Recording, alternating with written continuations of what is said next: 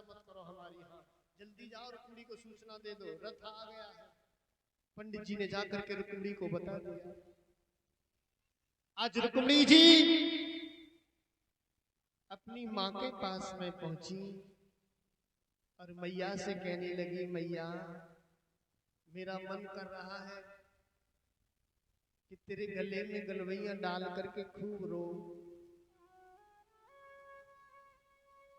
ये बच्चे बात ना करें इधर। रुक्मिणी की माँ कहने लगी, लाली आज से रोएगी तो स्वास्थ्य खराब हो जाएगा, तेरी आंखें भी खराब हो जाएगी। कल तेरी बारात आएगी, परसों विदाई होगी, तब रोना, आज से क्यों रोएगी। रुक्मिणी कहने लगी, तू माँ यही समझ लेना कि मेरी आज ही विदा होके जा रही है। गिरजा भवानी, अलोपा भवानी का, अवंतिका का पूजन करने के लिए संग की सहेलियों को लेकर के रुक्मिणी जी आई। और जैसे ही पूजन करने के लिए बगिया में आई, तमाम सखियां साथ में थी। भगवान समझ नहीं पाए कौन सी वाली रुक्मिणी है। अब कन्हैया सोचने लगे, मैं कैसे पहचानूं, देखा मैंने भी नहीं है। तो भगवान कृष्ण ने अपनी बेड़ू का वादन कर दिया, बंसी का वादन कर दिया। कन्हैया ने इतनी सुरीली बंसी बजाई प्यारे,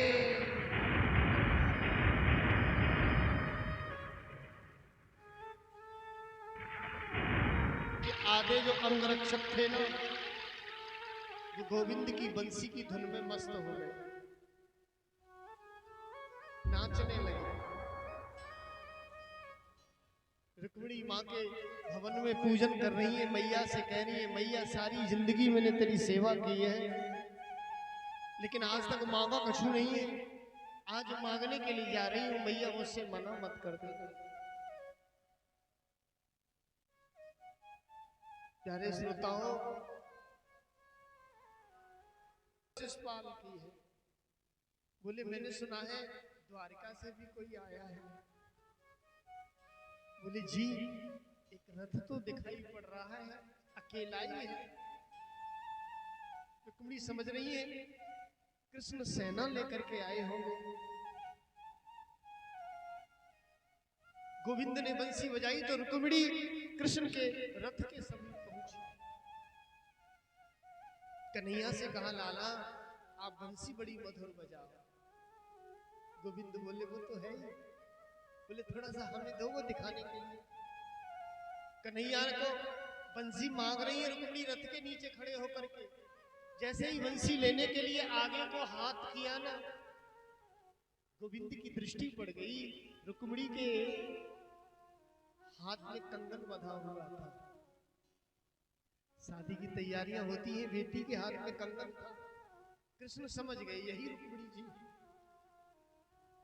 बंसी देने के लिए जैसे ही आगे को बंसी किया, रुक्मिणी ने हाथ किया, गोविंद ने कलाई पकड़ी रुक्मिणी की और रथ में बैठाया। अब जितने कुछ सिपाही ड्यूटी पर थे वो कृष्ण को मारने के लिए भागे। आधे सिपाही रोक रहे हैं, बोले कोई आगे नहीं बढ़ेगा, बैठ जाओ। बोले कोई आगे नहीं बढ़ेगा। बोले क्यों? बोले बावले हो रहे हो, अपनी रुक्मिणी जा रही है इस लड़के के साथ में, शिषपाल को क्या दे जवाब देंगे? हम तुम ड्यूटी कर रहे हैं, रुक्मिणी की सुरक्षा नहीं हो पा रही है, चली जाएगी। आधे सिपाही कहने लगे जाने दो, शर्म नहीं है तुम्हें? तुम्हें ये दिखाई नहीं दे रहा कि रुक्मिणी जी इस लड़के की बगल में बैठ गई है, कितनी अच्छी लग रही है। कसम से जाने दो, दोनों की जोड़ी बहुत सुंदर है। हम लोग झूठ बोल देंगे तो कुछ नहीं करेंगे राजा जी। अब तो रुक्मिणी ने भी सुन लिया कि मेरे सुरक्षा गार्ड भी मेरी मदद कर रहे हैं, जाने में जाओ। कन्हैया से बोली रुक्मिणी, कृष्ण चलो जल्दी फटाफट। कन्हैया नहीं जा रहे, रथ में बैठे हैं आराम से। बोले मैं नहीं जाऊंगा, थोड़ा सा आया हूं ससुराल में, थोड़ा घूमने तो दो। अभी आया अभी भागने लगा। रुक्मिणी अब थोड़ा सा क्रोध में कह रही है, बोले तुम जानते नहीं हो, तुम समझते नहीं हो, चलो। बोले क्यों चलूं? बोले मेरा भैया बहुत बलवान है, आप छोटे हो। और मेरा भैया जबर तुम हल्के हो, पिया ठहर जाइयो। मेरा भैया बहुत बड़ा बलिष्ठ बलवान है, तुम छोटे हो, वो तुम्हें मारेगा। बोले अच्छा, इतना गर्व है तुम्हें अपने भैया को? बोले गर्व नहीं है, अब चलो। बोले नहीं जाऊंगा, बैठे। रुक्मिणी दुखी हो गई, तंग आ गई। कन्हैया के हाथों से घोड़े की लगाम को छीन लिया रुक्मिणी ने और रथ को स्वयं चलाने लगी। अब देखिए गाड़ी कौन चला रहा है, ड्राइविंग कौन कर रहा है? रुक्मिणी जी। और लोग कहते हैं कि कृष्ण रुक्मिणी को भगा करके ले गए। अब ये कौन भगा के ले जा रहा है, रुक्मिणी या कृष्ण? रुक्मिणी सेम वाहन चला करके ले जा रही है, गोविंद बैठे जा रहे हैं। इधर दाऊ भैया जब घर पर आए, उन्होंने देखा कि कृष्ण शादी करने के लिए गया है, तो दाऊ समझ गए एक दुल्हन है, दो जगह से बारात आई है, युद्ध तो होना ही होना है। सो दाऊ अकेले नहीं आए, अपनी सेना को लेकर के आए। दाऊ जैसे ही कुंदनपुर में आ गए, दूर से देखा, तब तक भगवान कृष्ण को रुकुम और शिशुपाल की सेना ने चारों तरफ से घेर लिया, कवर्ण कर लिया। अब दाऊ ने देखा कन्हैया दिखाई नहीं पड़ रहा। अपने रथ पर खड़े होकर के जब देखा तो कृष्ण का रथ बीच में फंसा हुआ है, ध्वजा दिखाई पड़ गई रथ की। गोविंद के रथ की ध्वजा बड़ी ऊंची थी, दिखाई पड़ गई।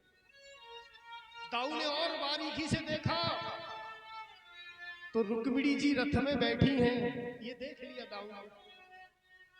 बोले अब कोई टेंशन नहीं है, दुल्हन हमारे पास है, अब काई की टेंशन है। सोई दाऊ ने युद्ध करना शुरू कर दिया।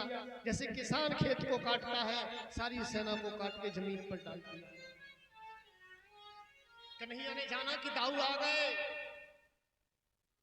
सोई रुकुम को पकड़ लिया और रथ के पीछे बांध दिया। रथ को चला दिया कन्हैया ने, तो रुकुम वस्त्र फटने लगे, खिंचने लगा। तो रुक्मिणी हाथ जोड़ के निवेदन कर रही है, प्रभु मत मारो सावरिया, और रिश्ता में मेरो भैया लगे मती। लेकिन सजा तो दूंगा। सो कन्हैया ने तलवार निकाली, रुकुम के सर पे तलवार से 4 चौराहे बना दिए, एक लंकी मूंछ काट दी तलवार से। रुक्मिणी कहने लगी यही तो तुम्हारी आदत खराब है, मैंने जैसा सुना सेम वैसे ही हो, नटखट हो। देखो मेरी भैया की क्या हालत कर दी तुमने, ये क्या किया है? बोले कुछ नहीं किया, सर पे 4 चौराहे बनाए हैं, घर पे जाके नाई के घर जाके घोटा करा लेगा तो सही है जाएगा। एक लंकी मोची तो काटी है मैंने, एक तरफ की घर कटवाए ले, टेंशन चल रही है, वहां कोई दिक्कत भी ना है। बोल गोविंद भगवान। लेकिन प्यारे श्रोताओं, रुकुम भी बात वाला था, कुंदनपुर लौट करके नहीं गया, अपने गांव लौट करके नहीं गया, भोजकट नाम की नगरी बसा करके रहने लगा।